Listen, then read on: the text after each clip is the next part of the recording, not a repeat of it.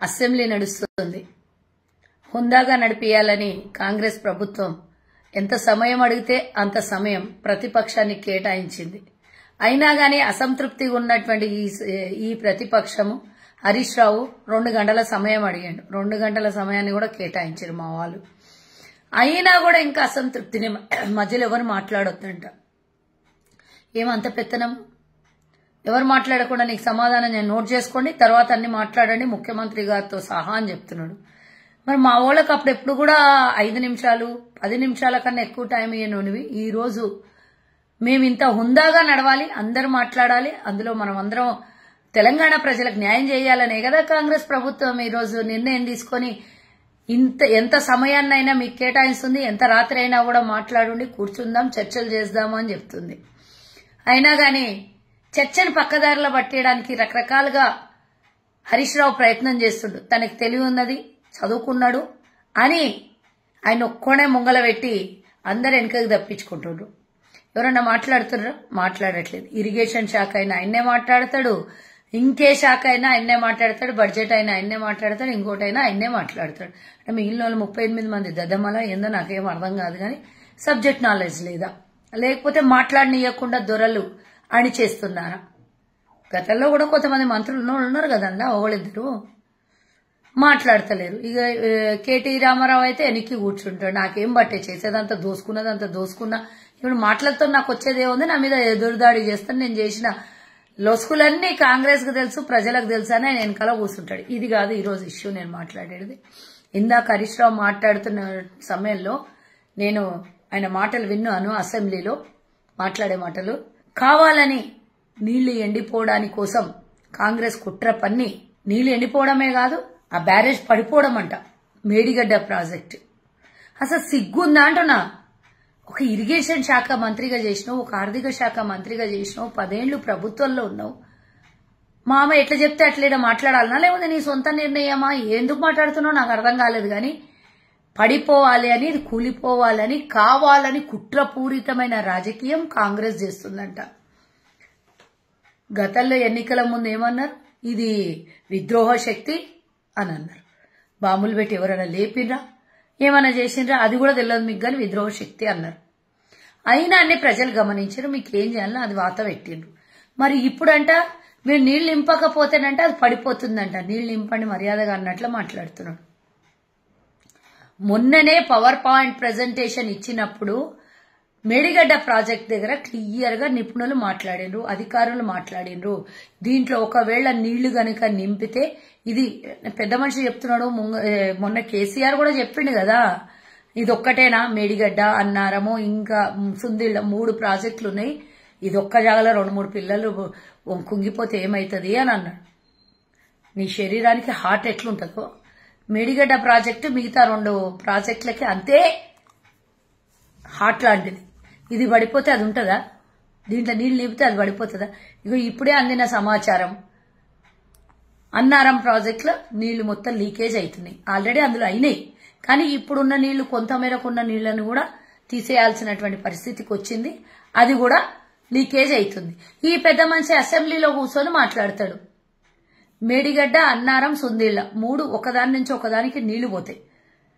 ఆ నీళ్లు పోయే క్రమంలో ఇంకా అట్లనే కంటిన్యూగా నీళ్లు ఉంచితే కుప్పకూలే ప్రమాదం ఉన్నది అని హెచ్చరికలు జారీ అయినాయి. అయినా గానీ సిగ్గు లేకుండా నీళ్లు నింపుండి ఇడుండి అంటే నీ సొమ్మేం పోయింది? ఆడ కూర్చో, మీ మామ కూర్చేసుకొని కూర్చుంటా అన్నట్ల ఆ ఊరిని ఫస్ట్ ఖాళీ చేపించి వాళ్ళకి సురక్షిత స్థలాలకు పంపించి నువ్వు ఆడ కూర్చో.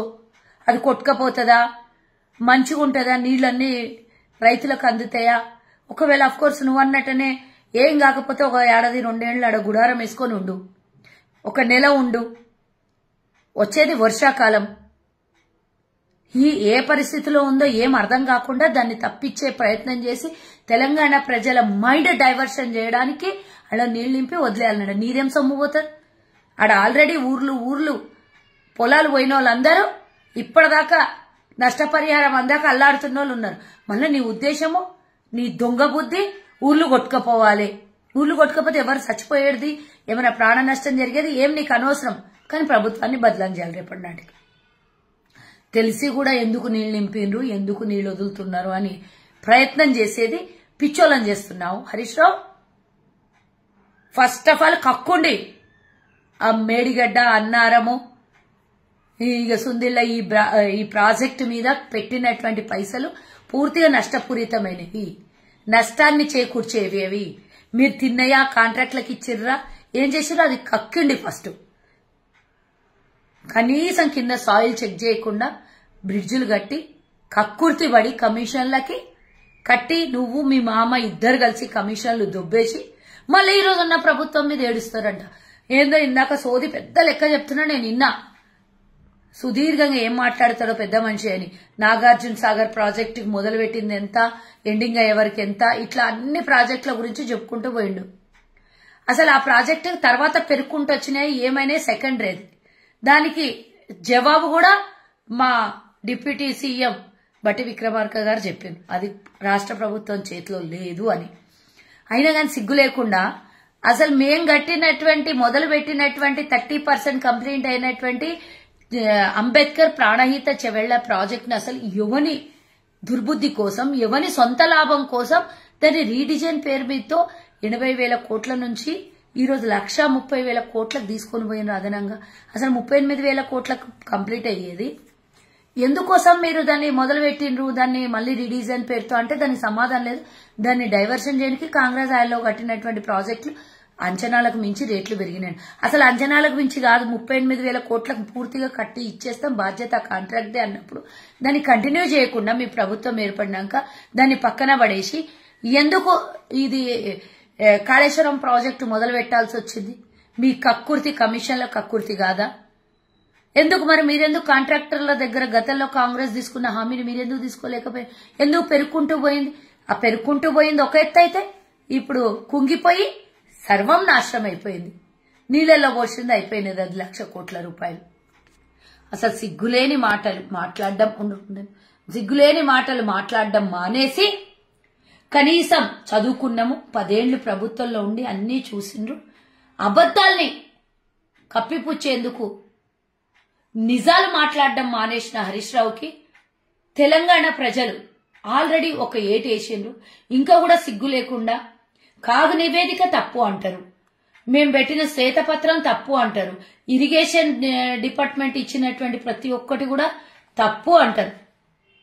అన్నీ తప్పు, మీరు ఒకటే కరెక్టా? లెక్కలన్నీ ఎట్లా తప్పు అవుతాయి? అధికారులు కూడా చెప్తున్న కథ కూడా తప్పు అంటే మీరు నియమించిన అధికారులు కూడా అది తప్పిదం జరిగింది, నష్టపరిహారం జరిగింది దానికి అని ఇంత పెద్ద మొత్తం సర్వేలు చేసి చెప్తే కూడా ఇంకా అబద్దాలు ఆడి బుకాయించడం ఎందుకు? ఒప్పుకోండి, మీ వల్ల తప్పు జరిగింది అని ఒప్పుకోండి. కనీసం కొన్ని రోజులు జైలుకు పోయేసి వచ్చి మీ ఆస్తులు ఏమన్నా ఉంటే తెలంగాణ ప్రజలకు అంకితం చేస్తారు, ప్రభుత్వ ఖజానాకి మలుస్తారు వాటిని. కానీ ఇంకా ఒప్పుకోకుండా అబద్దాల మీద అబద్దాలు ఆడితే కొన్ని రోజులు అబద్దాలని మేనేజ్ చేయొచ్చు, అన్నిసార్లు అన్ని రోజులు చేయలేరు. ఎప్పుడో ఒక రోజు మీ మీద కూడా, మీ ఆస్తుల మీద కూడా విచారణ పూర్తి స్థాయిలో జరుగుతుంది.